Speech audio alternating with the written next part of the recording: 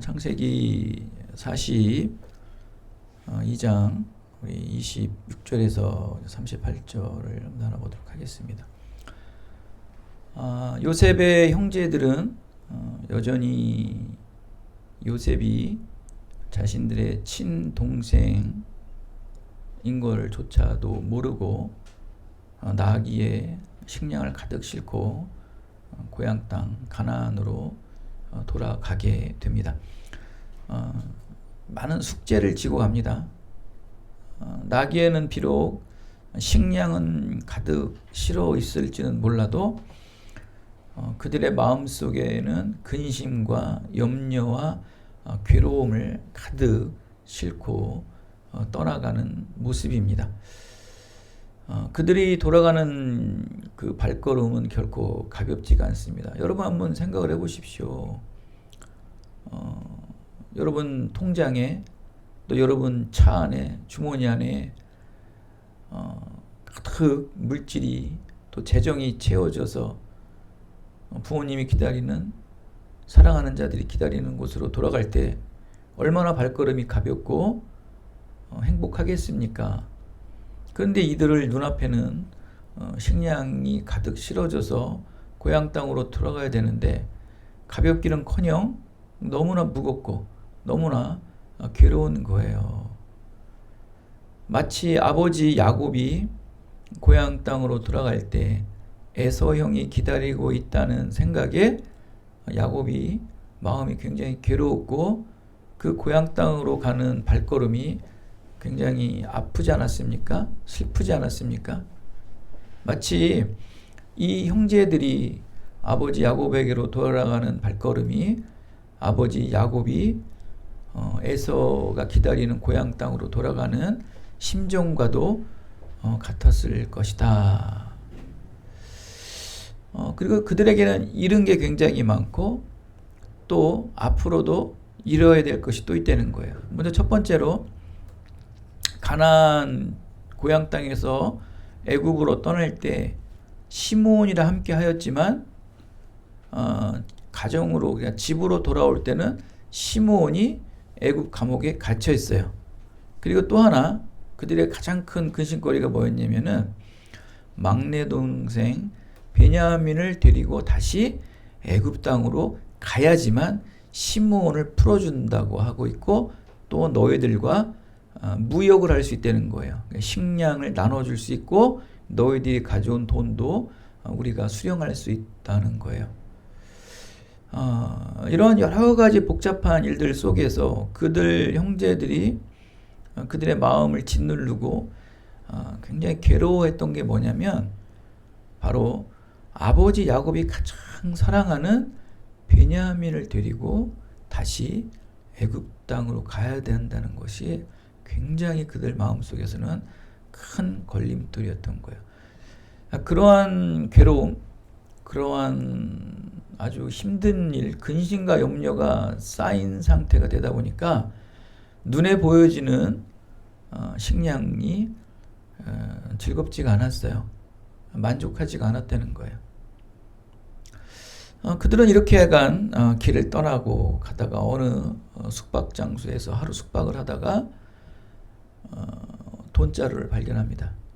그곳에 아귀까지 가득 찬 돈을 봅니다. 근데 그 돈은 어떤 돈이었냐면 고향 땅에서 떠날 때 애굽에서 식량을 사야 될 돈이었던 거예요. 근데 그 돈이 자루에 다시 담아져 있는 거예요.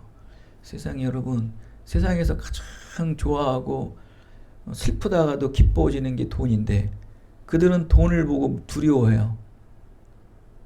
야곱의 형제들은요, 요셉의 형제들은 돈을 보고 두려워한단 말이에요. 뭐 이제 그걸 집에 가져가서 아버지에게 얘기했지만 아버지도 마찬가지로 그 돈을 보고 두려워합니다. 어떻게 돈을 보고 두려워할 수 있을까요? 슬프다가도 아프다가도 돈만 보면 어때요? 막 힘이 샘솟지 않나요? 이게 세상 사람들의 기본적인 상황인데 돈을 보고 두려워하고 괴로워합니다. 28절에는 어떤 말이 있냐면 혼이 나서 떨었다. 혼이 나서 떨었다는 거예요. 돈 뭉치를 보고 혼이 나갔다는 거예요. 넋이 나갔다는 거예요. 넋이 나갔다는 거예요. 넋이. 히브리적 의미로는 마음 심장이 멎었다. 이 히브리어 이 단어가 라헬의 죽음을 묘사할 때 그녀의 혼이 떠났다 할 때 이 단어를 썼어요. 아니 세상에 돈자루를 보고 돈 뭉치를 보고 혼이 떠나버렸다는 거예요. 멘붕보다도 더 심각한 거죠. 영혼이 멈춰버렸다는 거예요. 이렇게 두려웠을까요? 왜 가끔 그런 경우 있더라고요. 뭐 귀신을 보고 혼이 떠났다는 사람은 있더라고요. 귀신 보고 정말 혼이 떠났다는 사람이 있어요. 근데 세상 사람들이 그렇게 좋아하는 돈을 보고 혼이 떠났다는 것은 저도 오늘 이 말씀 보고 처음 알았어요.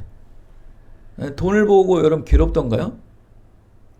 저는 이제 농담이지만 여담이지만 제 통장은 항상 10만 원 단위밖에 없는데 하여간 제 통장에 만약에 100억이 찍힌다면 당연히 그 돈은 잘못된 돈이겠죠. 그리고 그 돈을 다시 들어온 데다 조회를 해봐서 다시 찾아가도록 만들겠지만 당장은 좋겠어요. 또 혼이 떠나진 않을 것 같아.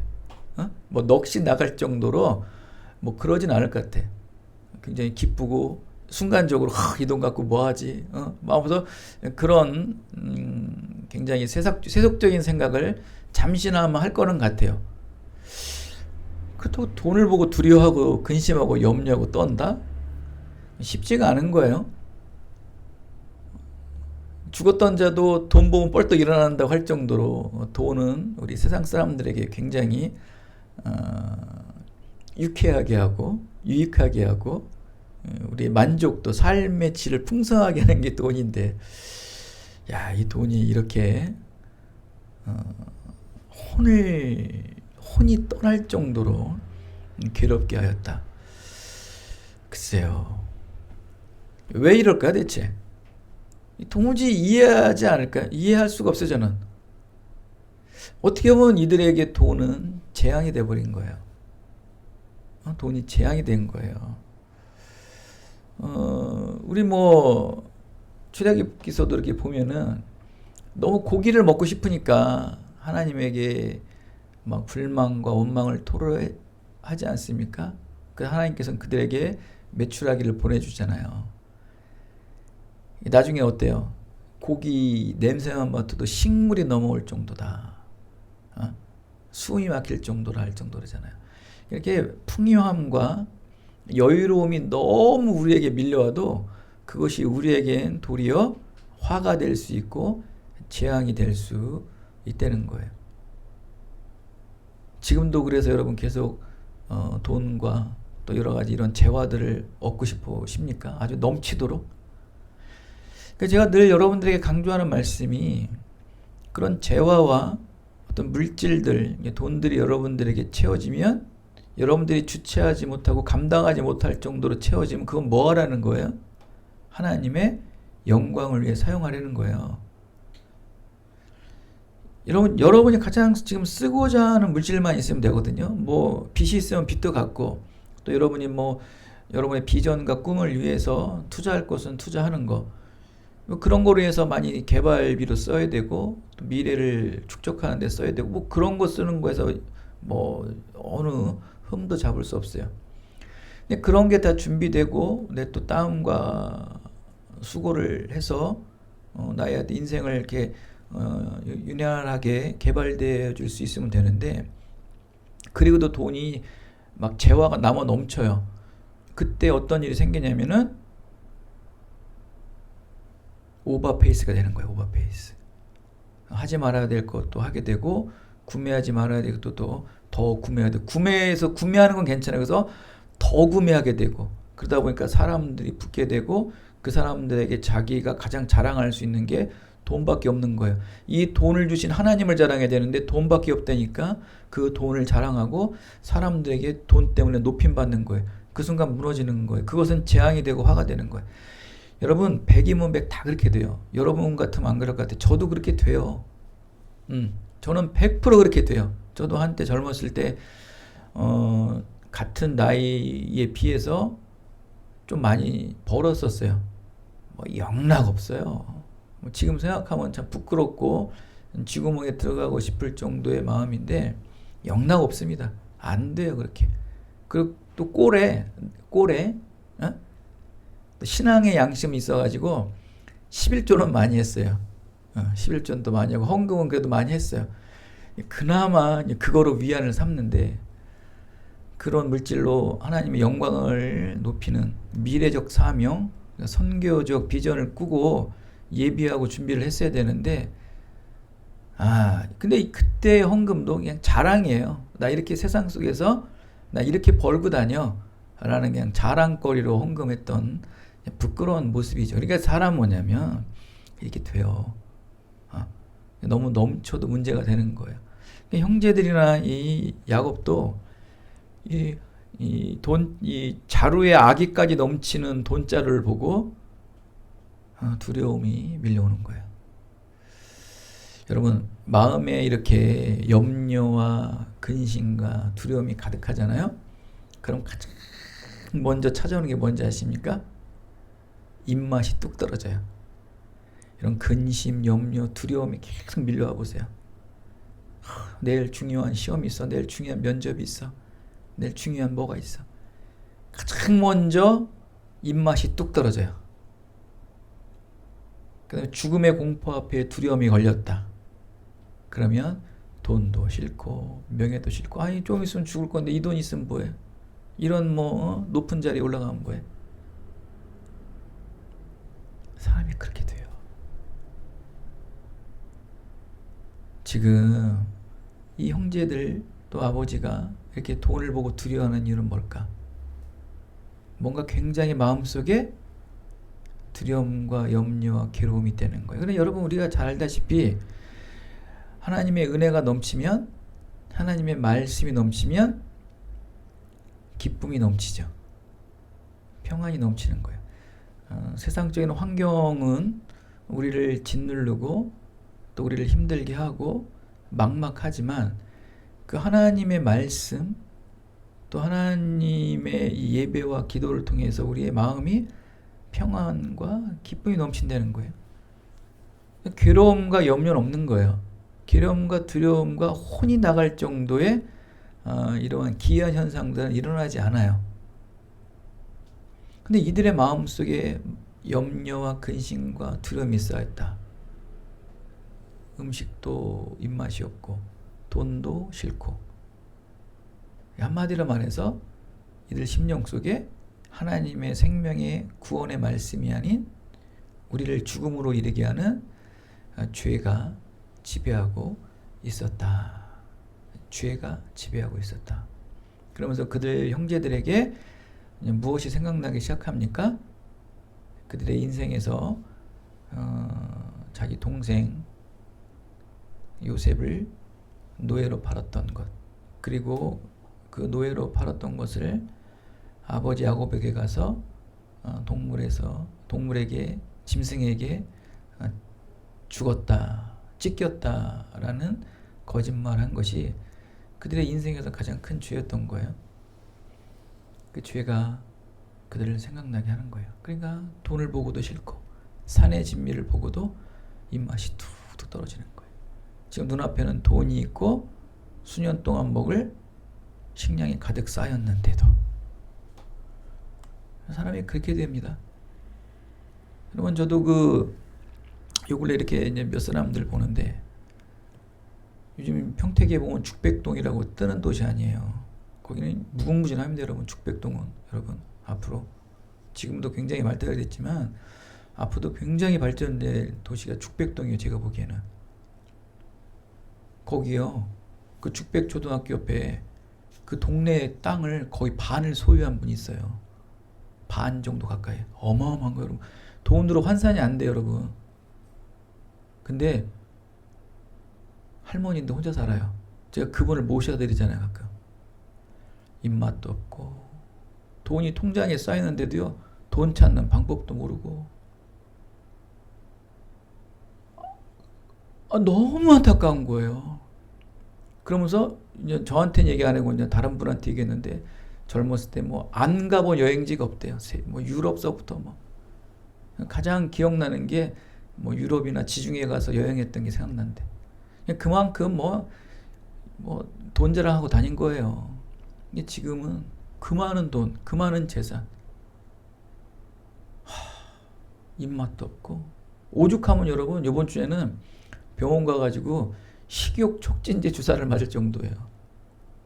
돈이 뭐 무지무지 많은데도 우리가 상상하는 이상으로 많은데도 돈을 찾는 방법을 모른대요. 그런 분을 현실 속에서 제가 봐요.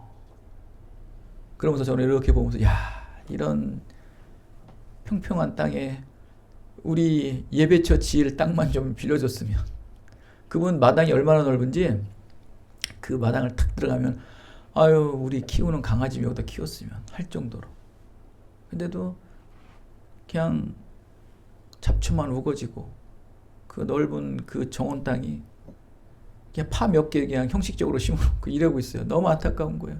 정리도 안 돼 있고.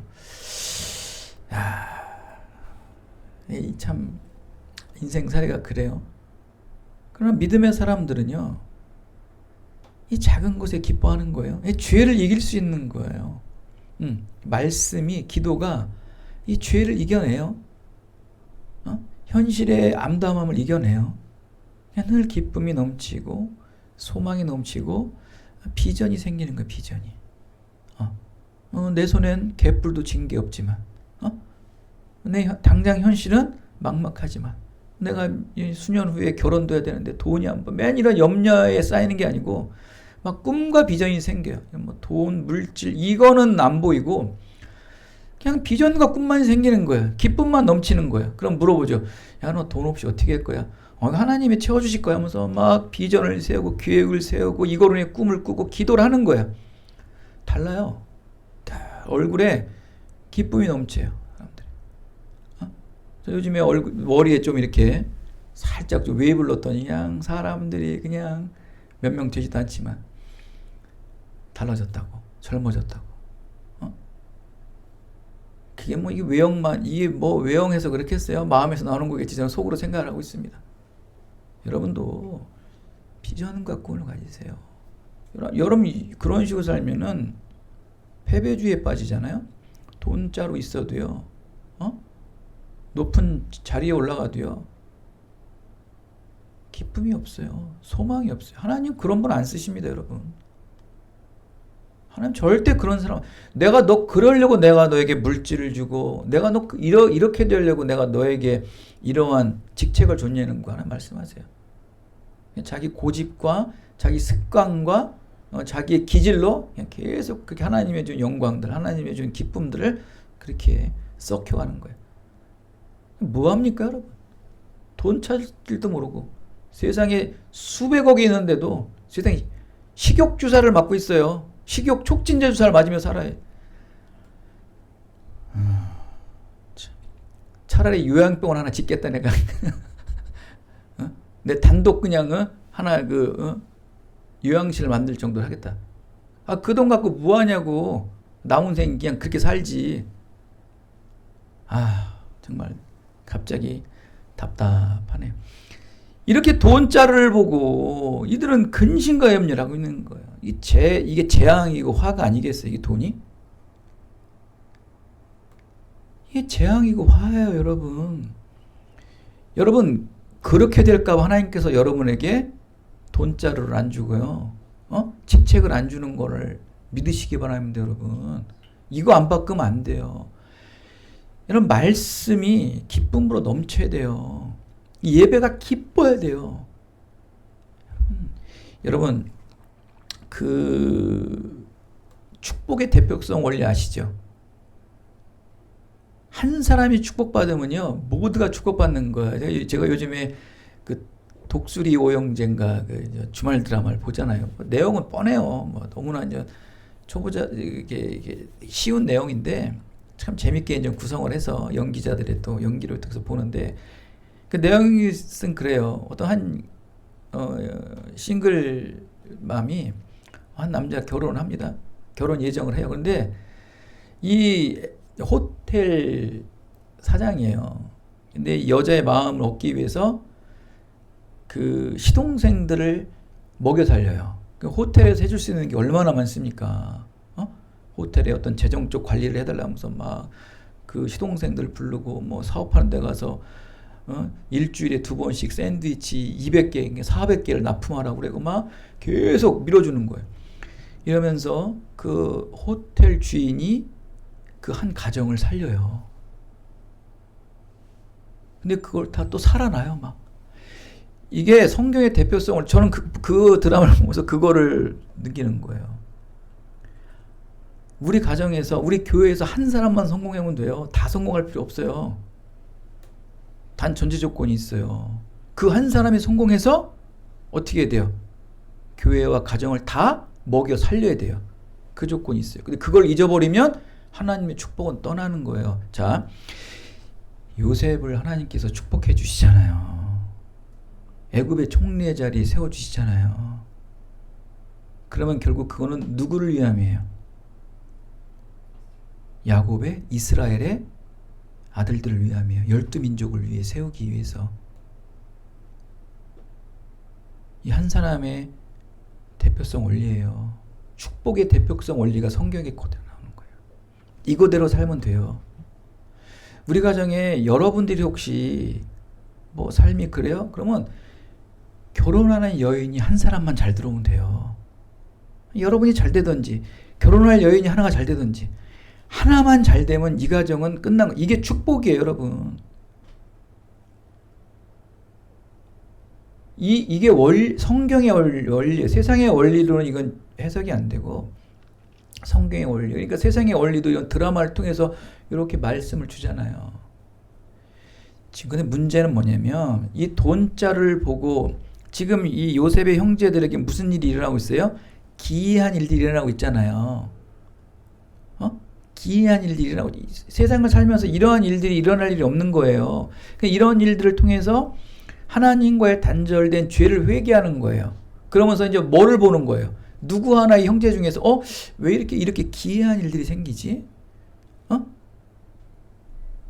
이 루벤이 나서는 거예요. 그나마 하나. 루벤이 나서서 총대를 메더라고. 막 그 동생들의 죄를 꾸짖고 또 아버지 야곱에 가서 제가 책임지겠습니다.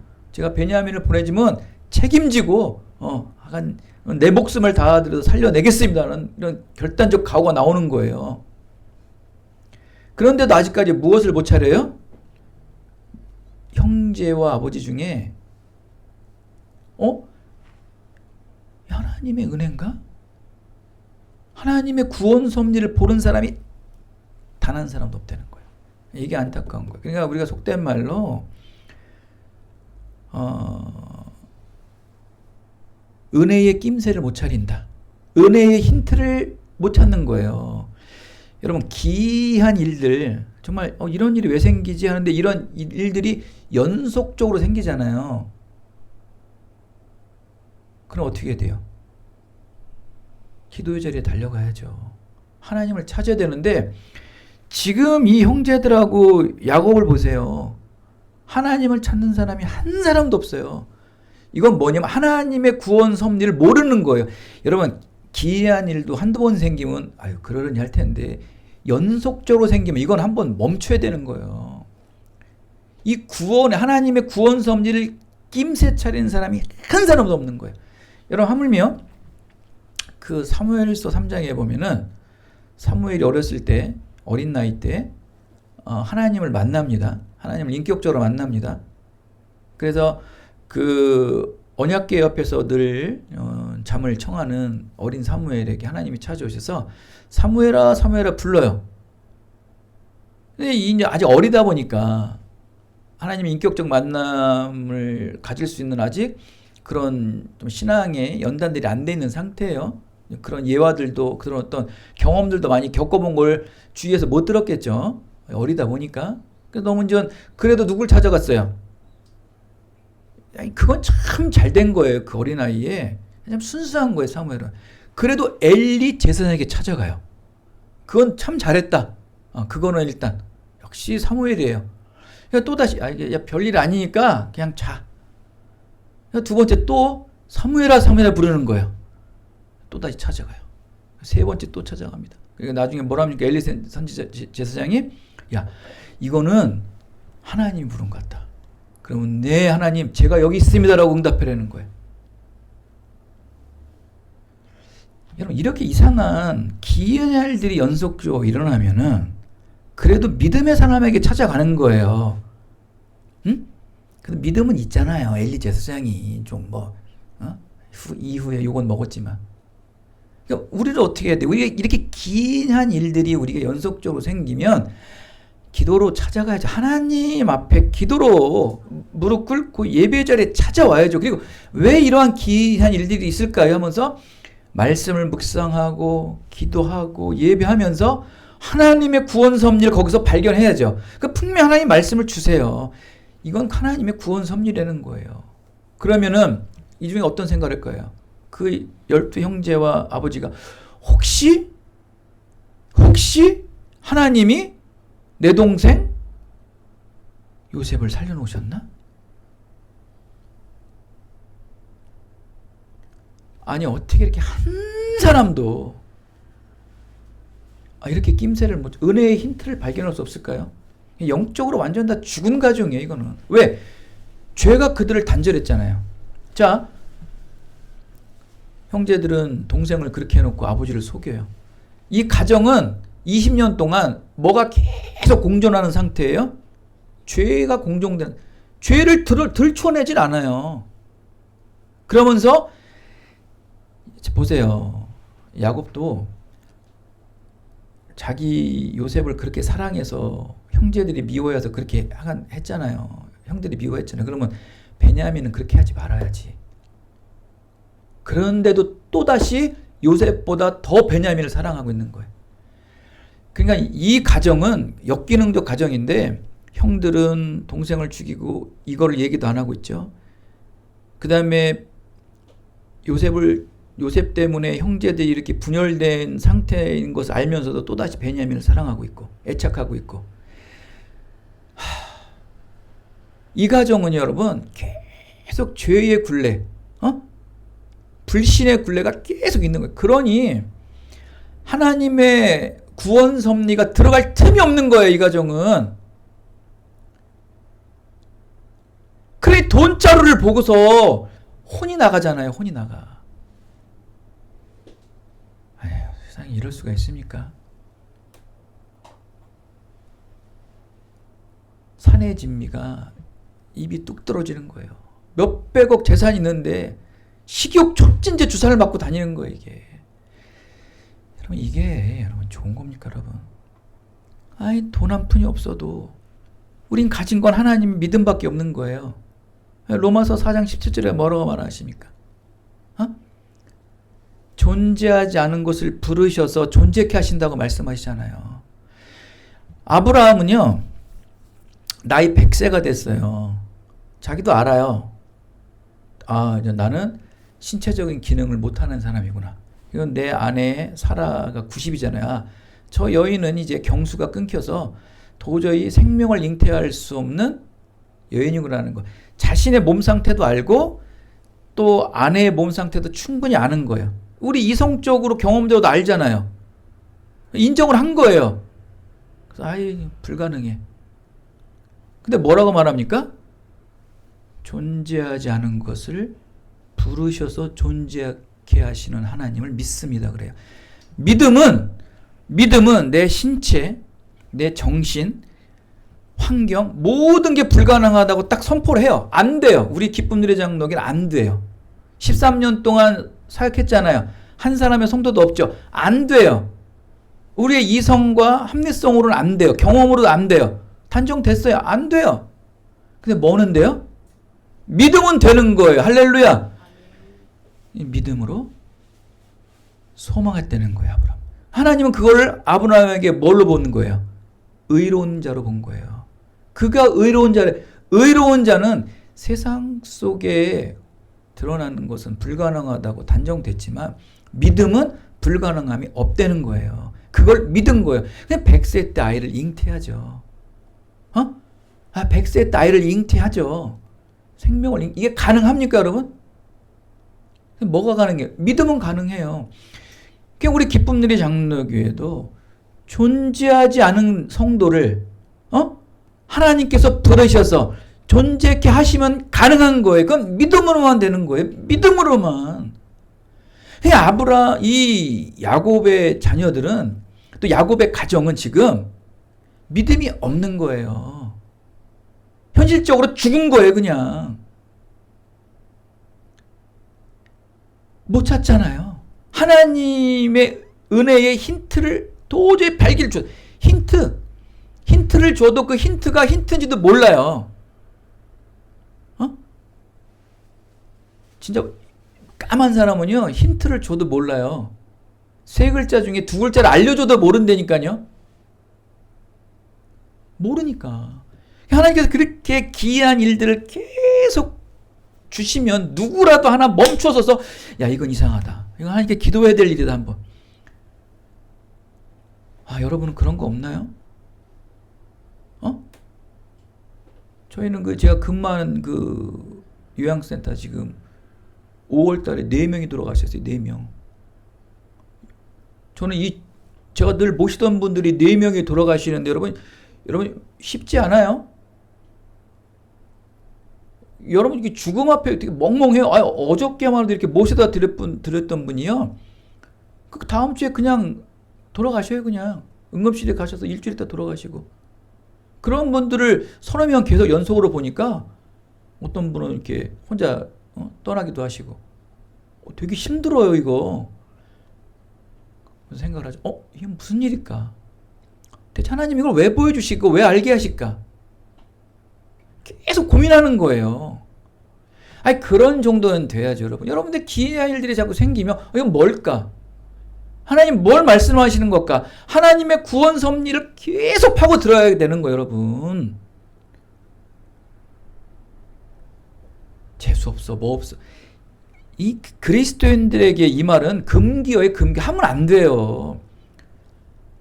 만물을 주관하신 하나님께서는요, 범사의 형통함을 바라면서 범사의 어떠한 불의한 일들, 안 좋은 일들은 왜 여러분 못 느끼십니까?